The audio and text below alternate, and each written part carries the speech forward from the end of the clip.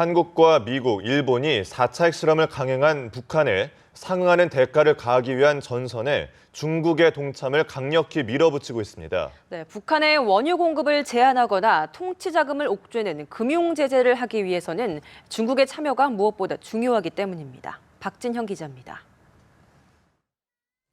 북한 핵실험 이후 사태 해결을 위한 중국의 적극적 역할을 촉구하는 목소리가 높아지고 있습니다. 존 케리 미국 국무장관은 현지 시간 7일 왕이 중국 외교부장과 통화 후 중국의 역할에 대해 작심 비판했습니다. 그동안 중국이 원하는 특별한 대북 접근법이 있었고 존중해왔지만 중국의 방식은 작동하지 않았다는 겁니다. 미국은 중국의 원유 공급 제한과 북한 선박의 중국 내 입항 금지, 북중 무역의 대폭 축소, 금융 제재 등 보다 강력한 제재를 요구하는 것으로 전해졌습니다. 우리나라 역시 중국의 강력한 대응을 촉구했습니다.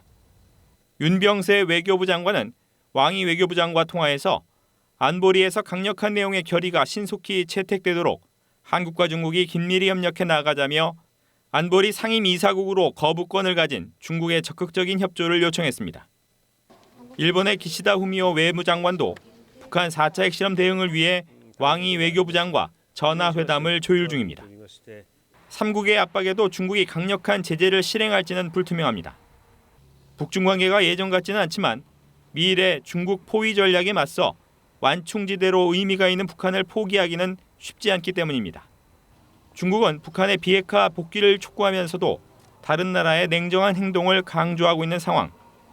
박근혜 대통령과 시진핑 중국 주석 간 통화도 아직 성사되지 않고 있는 것도 중국의 미묘한 입장을 상징적으로 보여주는 장면입니다. 하지만 한미일 지역안보협력 체제 강화, 사드 배치 등 문제까지 얽혀 있어 중국의 고민은 깊어질 전망입니다. 연합뉴스TV 박진영입니다.